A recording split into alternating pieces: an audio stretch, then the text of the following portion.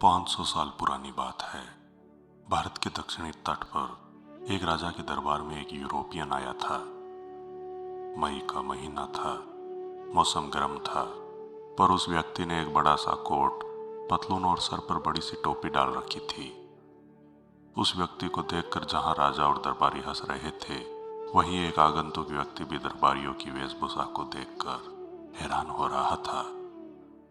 स्वर्ण सिंहासन पर बैठे राजा जामोरिन के समक्ष हाथ जोड़कर खड़ा वह व्यक्ति वास्को डी गामा था, जिसे हम भारत के खोजकर्ता के नाम से जानते हैं। यह बात उस समय की है जब यूरोप वालों ने भारत का सिर्फ नाम भर सुन रखा था, पर हाँ, इतना जरूर जानते थे कि पूर्व दिशा में भारत एक ऐसा उन्नत देश है जहाँ से अरबी व्यापारी सामान खरीदते हैं और यूरोपियंस को महंगे दामों में बेचकर बड़ा मुनाफा कमाते हैं। भारत के बारे में यूरोप के लोगों को बहुत कम जानकारी थी, लेकिन यह बहुत कम जानकारी उन्हें चैन से सोने नहीं देती थी, और इसकी वजह यह थी कि वास्को डी गामा के आने के 200 वर्ष पहले पहला यूरोपियन यहाँ आया था, जिसका नाम मार्को पोलो था, और यह इटली से था। यह व्यापारी शेष विश्व को जानने के लिए निकलने वाला पहला यूरोपियन था, जो कुस्तुनतुनिया के जमीनी रास्ते से चलकर पहले मंगोलिया फिर चीन तक गया था। ऐसा नहीं था कि मार्को पोलो ने कोई नया रास्ता ढूंढा था, बल्कि वह प्राचीन सिल्क रूट से होकर चीन गया था, जिस रूट से चीनी लोगों का व्यापार भारत सहित अरब एवं यूरोप तक फैला हुआ था। जैसा कि नाम से ही ज्ञात हो रहा है, चीन के व्यापारी जिस मार्ग से होकर अपना अनोखा उत्पाद रेशम तमाम देशों तक पहुंचाता था, उन मार्गों को रेशम मार्ग या सिल्क रूट कहते हैं। आज की तारीख में यह मार्ग विश्व के अमूल्य धरोहरों में शामिल है। तो मार्को पोलो भारत भी आया था, कई राज्यों का भ्रमण करते हुए केरल भी गया था। यहाँ के राजाओं की शानो शौकत, सोना चांदी जड़ित सिंहासन, हीरो के आभूषण सहित खुशहाल प्रजा, उन्नत व्यापार आदि देखकर वापस अपने देश लौटा था। भारत के बारे में यूरोप को यह पहली पुख्ता जानकारी मिली थी। इस बीच एक गड़बड़ हो गई।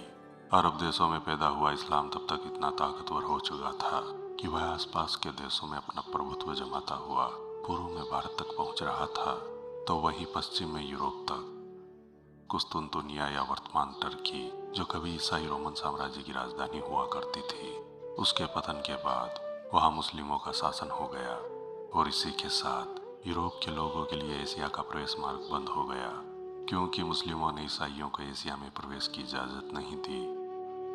अब यूरोप के व्यापारियों में बेचैनी शुरू हुई। उनका लक्ष्य बन गया कि किसी तरह भारत तक पहुंचने का मार्ग ढूंढा जाए। तो सबसे पहले 1492 ईस्वी में क्रिस्टोफर कोलंबस निकला भारत को खोजने, पर वह बेचारा रास्ता भटक कर अमेरिका पहुंच गया, परंतु उसे यकीन था कि यही इंडिया है, और वहां के लोगों का रंगे हुआ लाल देखकर उन्हें रेड इंडियन भी कह डाला। वे खुशी खुशी अपने देश लौटे। लोगों ने जब पूछा कि इंडिया के बारे में मार्को पोलो की बातें सच है, तब उन्होंने कहा कि अरे नहीं, कुछ नहीं है वहाँ, सभी जंगली है वहाँ। अब लोगों को शक हुआ। बात पुर्तगाल तक पहुंची और एक नौजवान और हिम्मती नाविक वास्को डी गामा ने अब भारत को खोजने का बीड़ा उठाया। अपने बेड़े और कुछ साथियों को लेकर निकल पड़ा समुद्र में, और आखिरकार कुछ महीनों बाद भारत के दक्षिणी तट पर कालीकट पर उसने कदम रखा। इस बीच इटली के एक दूसरे नाविक के दिमाग में एक बात का चोट रही थी कि आखिर कोलंबस पहुंचा कहाँ था, जिसने आकर यह कहा था कि इंडिया के लोग लाल और जंगली है। उसकी बेचैनी जब बढ़ने लगी तो वह निकल पड़ा कोलंबस के बताए रास्ते पर। उसका नाम था अमेरिगो वेस्पुसी। जब 1501 ईस्वी में वह वहां पहुंचा तो देखा कि यह तो वाकई नई दुनिया है। कोलंबस तो ठीक ही कह रहा था, और उसने उसे इंडिया कहने की गलती नहीं की। वापस लौटकर जब इसने बताया कि वो इंडिया नहीं बल्कि एक नई दुनिया है, तो यूरोपियंस को दोहरी खुशी मिली। इंडिया के अलावे भी एक नई दुनिया मिल चुकी थी। लोग अमेरिगो वेस्पुसी की सराहना करने लगे, सम्मानित करने लगे हाथों उस नई दुनिया का नामकरण भी इन्हीं महाशय के नाम पर अमेरिका कर दिया गया। यह बात कोलंबस तक पहुंची तो वह हैरान हुआ कि ढूंढा उसने और नाम हुआ दूसरे का। इंडिया कहने की गलती जो की थी उसने। आखिर अब यूरोप के व्यापारियों के लिए भारत का दरवाजा खुल चुका था। नए समुद्री मार्ग की खोज हो चुकी थी। जो यूरोप और भारत को जोड़ सकता था। सिंहासन पर बैठे राजा जामोरिन से वास्को डी गामा ने हाथ जोड़कर व्यापार की अनुमति मांगी। अनुमति मिली भी, पर कुछ सालों बाद हालात बदल गए। बहुत सारे पुर्तगाली व्यापारी आने लगे। इन्होंने अपनी ताकत बढ़ाई, साम दाम और दंड की नीति अपनाते हुए राजा को कमजोर कर दिया और अंततः राजा का कत्ल भी इन पुर्तगालियों द्वारा कर दिया गया।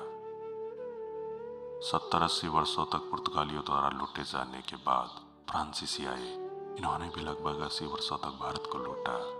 इसके बाद डच या हॉलैंड वाले आए, उन्होंने भी खूब लूटा और सबसे अंत में अंग्रेज आए।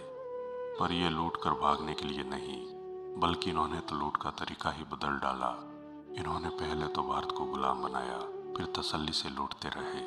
20 मई 1498 ईस्वी को वास्को डी गामा ने भारत की धरती पर पहला कदम रखा था और राजा के समक्ष अनुमति लेने के लिए हाथ जोड़कर खड़ा था। उसके बाद उस लुटेरे और उसके साथियों ने भारत को जितना बर्बाद किया, वह इतिहास बन गया। आज जिसे हम भारत का खोजकर्ता कहते नहीं अगाते हैं, दरअसल वह एक लुटेरा था। दोस्तों, इतिहास से जुड़ा हमारा यह वीडियो आपको कैसा लगा? कृपया लाइक एवं कमेंट जरूर करें। मैं विजय राठौड़ जल्द लौटूंगा इतिहास से जुड़े रोचक एवं रोमांचक वीडियोस लेकर। जुड़े रहें हमारे चैनल स्ट्रेंज फैक्ट्स इंडिया के साथ। धन्यवाद।